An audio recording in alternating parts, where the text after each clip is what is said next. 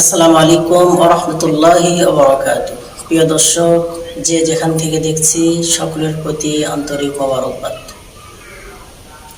আল্লাহ পাকের শুকর যে আল্লাহ তাআলা আমাদের হায়াতকে দীর্ঘায়িত করে জিলহজ মাস পর্যন্ত নিয়ে আসতেন।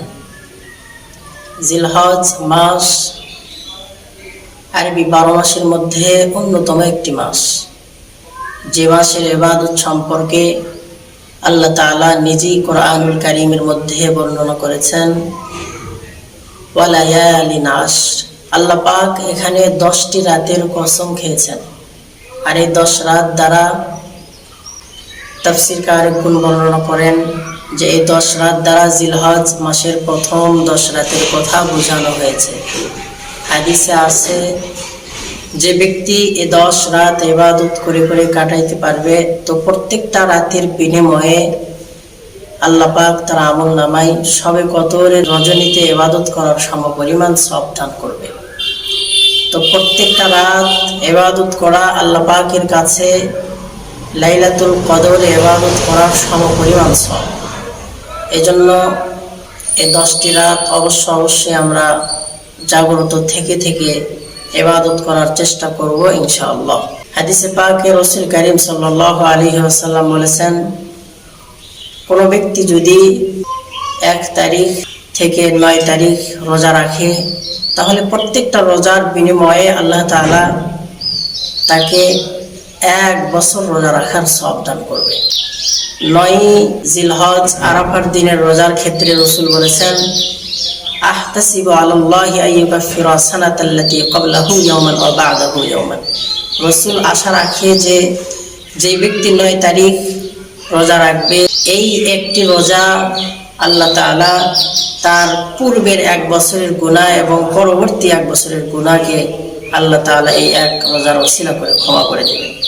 এজন্য নিঃসন্দেহে গুরুত্বপূর্ণ ইবাদত এই 9 দিন রোজা রাখা, বিশেষ করে 9 জিলহজ আরাফার দিন আমরা রোজা রাখার চেষ্টা করব ইনশাআল্লাহ। জিলহজ মাস কেমন গুরুত্বপূর্ণ, রাসূল আকরাম সাল্লাল্লাহু আলাইহি ওয়াসাল্লাম হাদিসে মুবারাকার ভিতরে বললেন, সাহাবারা, জিলহজ মাস অত্যন্ত গুরুত্বপূর্ণ ফজিলতপূর্ণ একটি মাস। এই মাসের ইবাদত আল্লাহ তাআলার কাছে ভিন্ন মাসের ইবাদতের চাইতে অধিক পছন্দনীয়।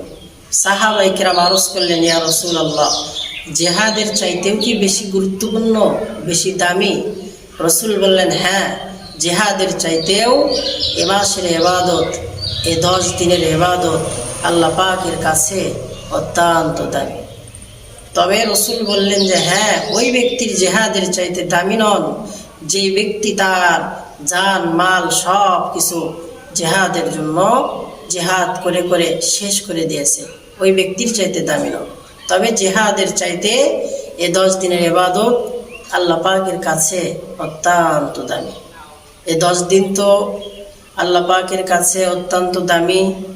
এই 10 দিনে বিশেষ 10টি আমল আছে, যে সমস্ত আমলগুলো আমাদের করার চেষ্টা করা। 1 নম্বর আমল, জিলহজ মাসের চাঁদ উদিত হওয়ার সঙ্গে সঙ্গে নিজের সমস্ত প্রকার লোম নখ এগুলো কাটা থেকে বিরত থাকা।